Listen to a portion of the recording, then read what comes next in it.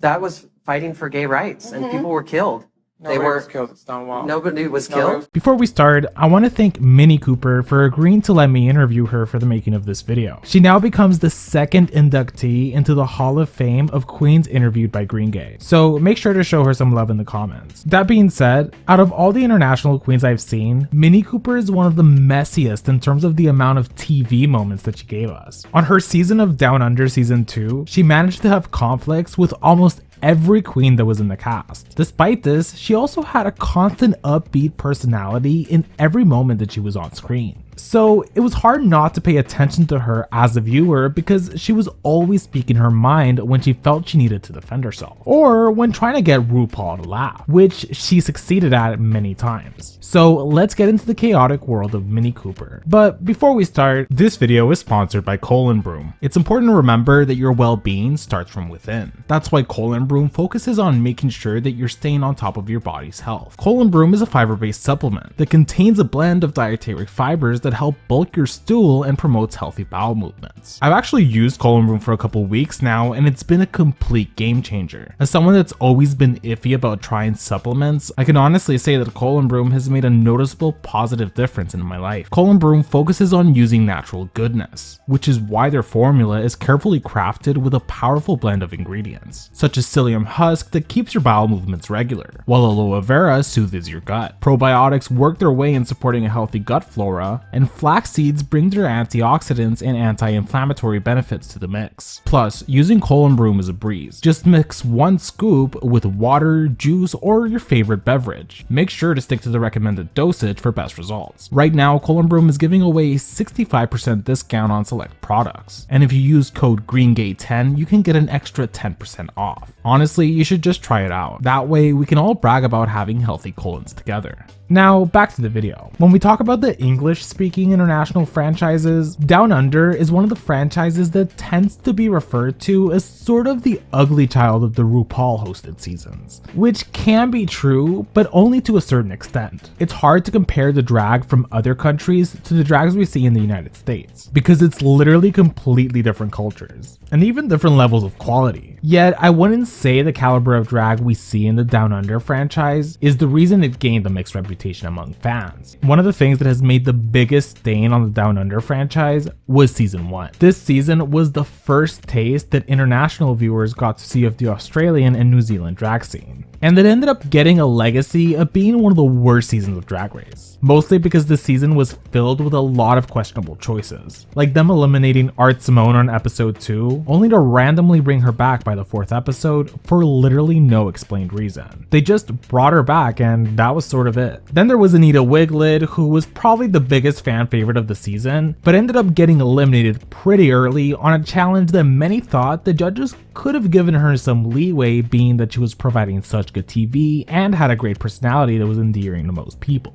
But what was probably the most talked about moment was the scandal of Scarlett Adams being called out on the main stage by RuPaul for having done performances in blackface in her past. Yet she ended up being forgiven by RuPaul and would go on to make it to the finale of the season. I agree that Down Under season 1 was one of the hardest seasons to watch, so I was also left with a bad taste in my mouth by the time Down Under season 2 began to air their promos, because part of me felt that we were about to get another underwhelming season. But when I tell you I was completely wrong, I would be making an understatement. Down Under season 2 is extremely reminiscent of the first 5 seasons of the main franchise, because it's filled with so many dynamics between the contestants. The amount of drama that we see through the edits, you can tell that most of the time was a lot more authentic than it led on to be. Almost every single untucked part of each episode involves some type of drama that, had it happened on the main seasons, would have been the main talk of the fan base for a while. But as I said before, many didn't watch this season out of the disappointment that the first season ended up being. Subsequently, out of the new batch of queens from the season, we had none other than MINNIE COOPER.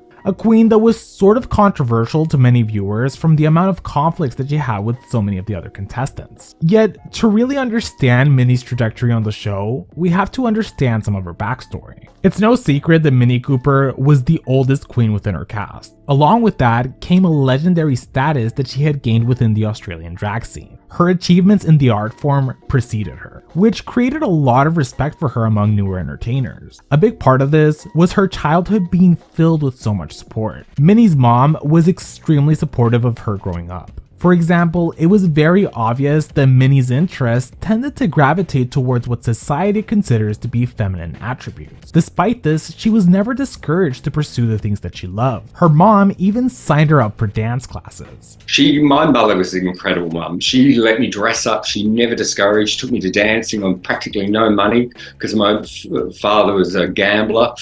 But she's the person that gave me the most. Yet, it wasn't always easy. As Minnie began to get older, in her adolescent years, the stigma of HIV was something that affected her when she was really getting into her adulthood. It caused her to not muster up the courage to be able to come out to her close family and friends. There was an ad that was a campaign here in Australia, which was a bowling alley, and it was the Grim Reaper, and it would roll down and the death. It was like this really polarizing commercial.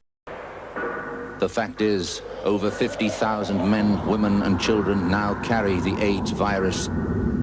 That in 3 years, nearly 2,000 of us will be dead.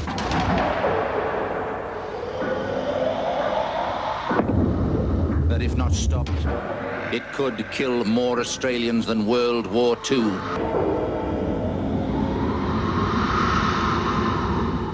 And I was very young when the AIDS epidemic was out.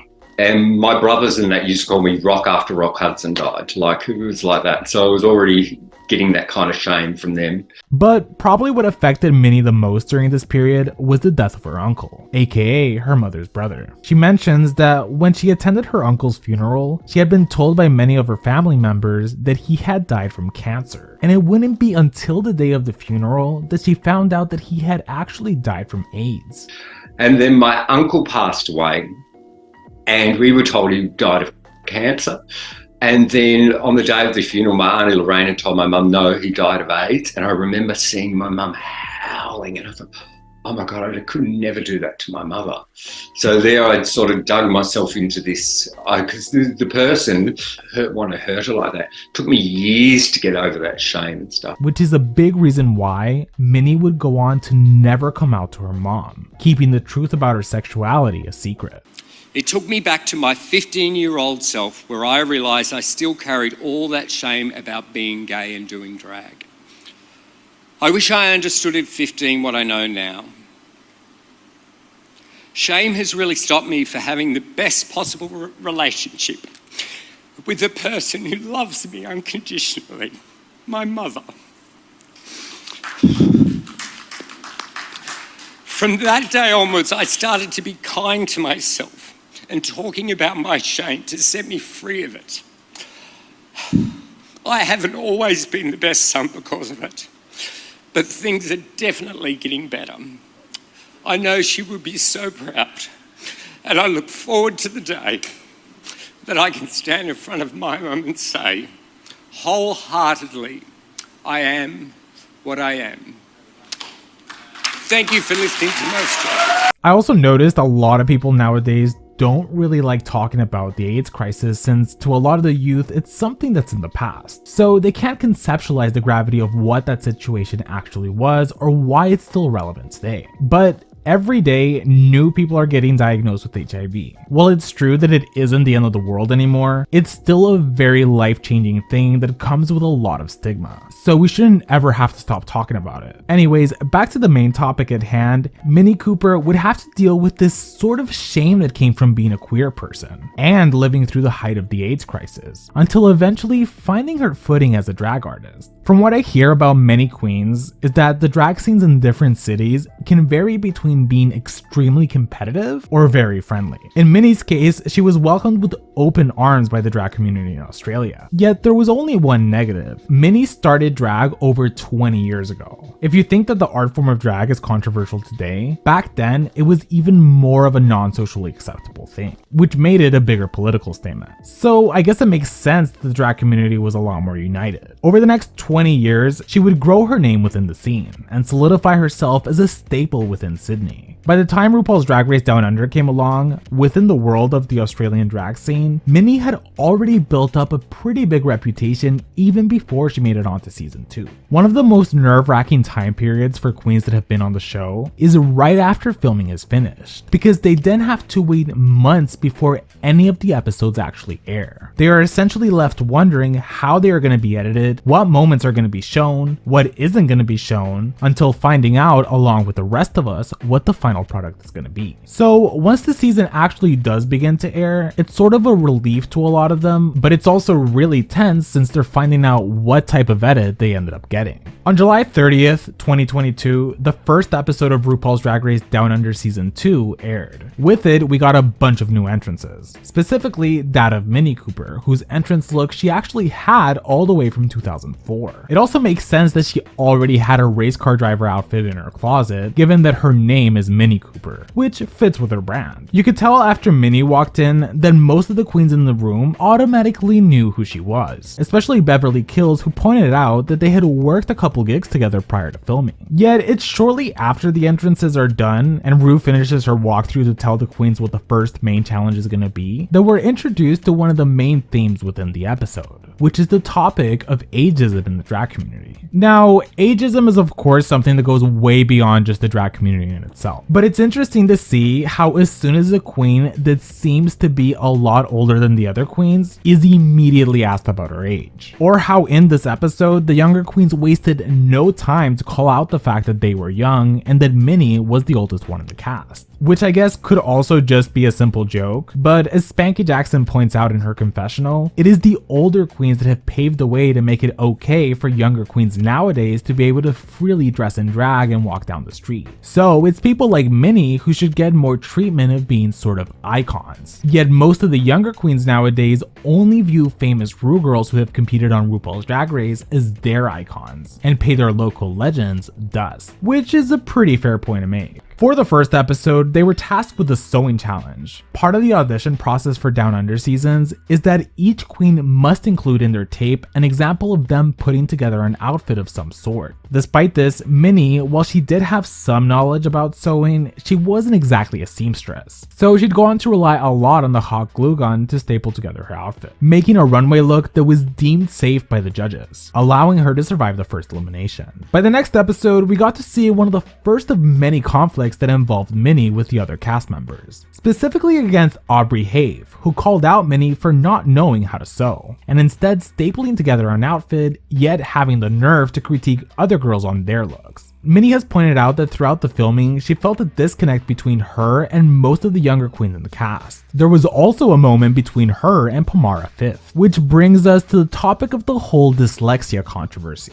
It all started when Minnie had brought up the fact that she suffered from dyslexia for her entire life on several different occasions, which prompted Pomara to make a joke about just how many times Minnie kept bringing up the topic to everyone. Something that didn't sit well with Minnie, since she felt sort of insulted that someone would make a joke out of something that she's so sensitive about. Yet what we may not have realized is that the whole dyslexia thing goes a lot deeper than we got to see, because it wasn't just a challenge for Minnie personally, but it was also something that was getting in the way of potential career opportunities. For example, shortly before getting on Drag Race, she had been in the process of working on a live play for a theater production. This involved, of course, the reading of very long scripts with intricate dialogues that she needed to memorize. And I got the lead in the play, and on the very first day of the rehearsal, I get this script that I've never read, Shakespeare in it, and if I have time, I just need time to work through it. And he made me read in front of all these people I didn't know, and I couldn't act like I was embarrassed. And that didn't go down well because you have HR people now on theatre things, and he got quite in trouble, and he didn't like that. So I wasn't having a good experience. In a way, it seemed like the gay gods were looking upon Minnie that day, because the director of the play would end up having second thoughts about the role that she had been given. So they decided to have Minnie audition with a new script for a completely different character within Shakespeare, something that she knew she wouldn't be able to do.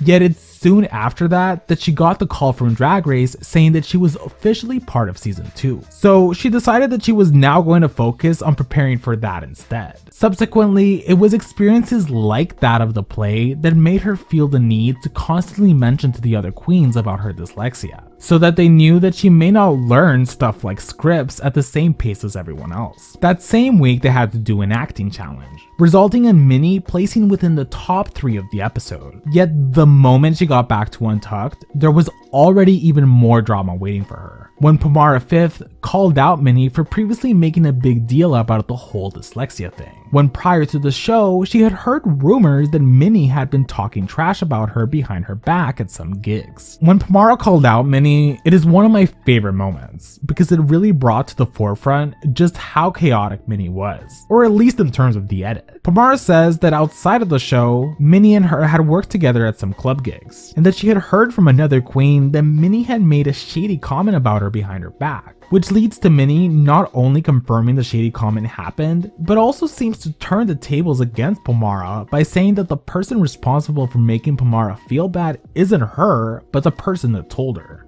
That's why I heard, I don't mind that Pomara does drag, I just hate that she gets paid for it. I just made a joke, and whoever told you that is very unkind. They are responsible, not me. Yet outside of this whole situation, it felt weird for Minnie that Pomara would choose to bring up something that had nothing to do with the filming of the show, because to her it just seemed like she was just trying to make Minnie look bad to the audience at home. Regardless, by the end of the episode, they would both survive until next week. On episode 3, the challenge involved putting the queens in pairs and having them host an award show. Minnie was paired with Queen Kong, and they actually did a pretty decent job. While they didn't win the challenge, it was one of the first times where we really got a good critique from RuPaul towards Minnie that was very representative of her persona. The critique was that during the challenge, Minnie seemed to always approach things with such an insane amount of energy that at times made anything Minnie say seem sort of funny because you were just so enthralled by the at times strange ways that she'd express herself. Although despite having a personality that tended to be at a 10, there was a more softer side to Minnie that was showcased that episode. For the runway, the girls were tasked with bringing a red look. Minnie's dress had sort of a little mishap since she was a lot skinnier than the dress itself due to not being able to do a lot of fittings prior to filming. So we saw both of her nipples in full glory. Yet she goes on to say on the runway that her dress was a tribute to all drag queens that had died from AIDS, going on to name 3 specific queens called Caroline Clark, Legs Galore, and Tallulah Bright as the main inspiration. But I just knew them from being on the gay scene and watching them. And the person who actually made the dress was actually really good friends with Legs. And so it was and I've had Abby make lots of stuff for me in the past. So it was I really wanted to do that for my community and express that. And so after surviving yet another week, we got to episode 4, which was the Snatch Game. For this challenge, Minnie chose to play Ellen DeGeneres. You know, throughout the franchise, we've seen some bad character portrayals on Snatch Game. Some of them are just unfunny, others are just boring, and then we have those that are just very cringy. But Minnie's Ellen DeGeneres somehow manages to encompass every feeling you may have all into one. I actually ended up laughing many times in this Snatch Game just from how confusing her idea of Ellen was. It's funny because in the walkthroughs that she had with RuPaul prior to the Snatch Game, RuPaul was actually laughing so hard at the snippets that Minnie was giving her of her character, but would end up not really liking it by the time they got to the Snatch Game set. After they filmed Snatch Game, the queens had a whole day off from filming until the elimination day. It's during this time that Minnie sort of knew based on the challenge that she was most likely going to be in the bottom. Surely enough, by the time they finished off the runways, with the judges giving the queens the critiques, it was clear that her time on the show was reaching its end. Now, out of all the rivalries that happened this season, Beverly Kills tended to have a common thread with the other contestants, in the sense that she was the youngest queen in the cast, but also had a very big amount of confidence. That throughout the episodes, it seemed to sort of be putting off the other queens in some way. It also adds a lot of layers to the fact that by the end of the episode, the bottom 2 ended up being Minnie Cooper and Beverly Kills. Like, this lip sync was literally the youngest person in the cast against the queen that had been working in the business the longest from any queen in the room. This lip sync would sort of go down in history as kind of one of the more chaotic ones, because while Beverly chose to have a more emotional approach to the song Dance in the Dark by Lady Gaga, Minnie gave us a performance filled with high energy dance moves, moonwalks, and skating around from every corner of the stage. She admits that maybe she could have been a little bit more calmer in her performance, but there wasn't a lot you can do when you're told by RuPaul to lip sync for your life, and you have so much adrenaline running through you. After the lip sync was over, Minnie thought that it was potentially going to be a double save between her and Beverly, because RuPaul had stepped out of the set to rewatch the lip sync, something that she hadn't done in any of the other episodes. Yet, nevertheless, it would be announced that Beverly had won the lip sync, and it was officially time for Minnie Cooper to sashay away. Minnie would end up placing 7th by the time she went home. Although in classic Minnie fashion, her lipstick message was, quote, "Thank you to Spanky, Kong, and Yuri for being so kind." A clear, shady line towards the other 3 queens whose names she failed to mention.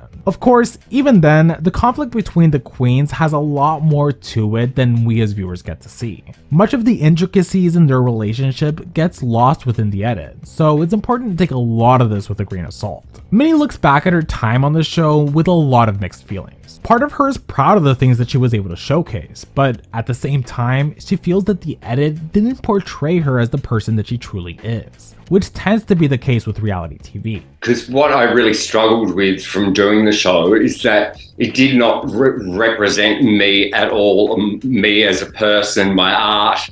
I felt my time on that show was all about the drama. Like, I've had drama in my life, I'm not saying I've not had drama. She also has pointed out that really early on in the series, the pressure of competing and the conflicts that she had with some of the other queens made her heavily consider wanting to quit the whole show, and even spoke to producers about the possibility of leaving, but ultimately decided to stay for as long as she was able to. Regardless of the turbulent times she may have had, one of her fondest memories is her connection with RuPaul. I think it's very difficult for a lot of queens to be able to create a good banter with Ru or to even make her laugh. It's sort of a challenge for every queen that gets on a season to try to establish that dynamic. But to Minnie, it came very natural, and you could tell that Ru was very entertained in most of their one-on-ones. Throughout the years, many queens have famously said that Ru is very distant with the contestants, while others have expressed that they've actually had a very good time with Ru. Minnie's opinion is that there's a lot more work that Ru does on set than we may realize. She's constantly giving her input on production that goes beyond just picking which queen gets to stay on a given week. She's discussing things like how sets should look, or giving pointers to some of the staff about stepping up their game. I think that's what separates RuPaul from all the other hosts from every international franchise. RuPaul has nobody she needs to answer to, or any reputation she's trying to uphold. Everything she does is based on her own point of view rather than a need to pander to an audience. In a way, Minnie's run in her season as this chaotic individual didn't represent her to the best extent. I mean, we have to remember that before entering the workroom, she was one of the more established queens from the Australian scene. A fun fact is that Minnie actually helped Ivory Glaze, a contestant on Down Under Season 3, by providing her with a small portion of drag for her package, with, for example, outfits from mini challenges. And coincidentally, Ivory was someone that would also end up having struggles with the pressure of the competition. I'd say the best part of this whole storyline between Minnie and the rest of the queens in her cast is that it seems that some of the drama with her fellow cast members has managed to continue even after more than a year since the season aired. It's been the talk online that at DragCon 2023 in LA, during the Bring Back My Girls panel, which is a WoW Presents series where they make a reunion episode of queens from international franchises, that Minnie, along with some of the other queens from the cast, got into a big argument in front of the whole crowd that may or may not have started when someone from the audience made a question to one of the queens that inadvertently created some chaos.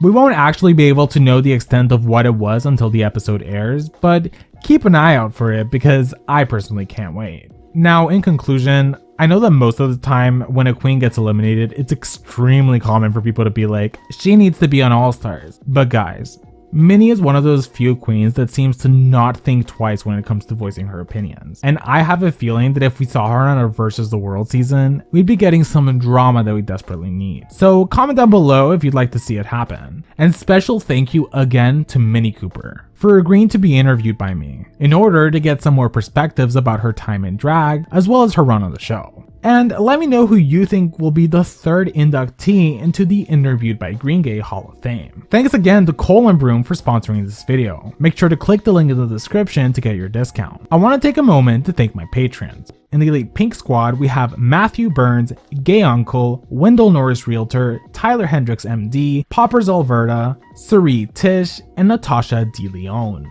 In the Gay Squad, we have Emma Malander. And in the Green Squad, we have Azure, Cayman Rider Furry, Franny Fishsticks, Edgar Allan Pup, O Nicole, The Only Sean, Soy Pablete, IJS, Jade Lee, and Ashley Ivy. If you'd like to see your name on the screen, you can support me on Patreon. The link will be in the description. Thank you guys so much for watching this video. Please comment down below what you thought about it, and I'll see you guys next time.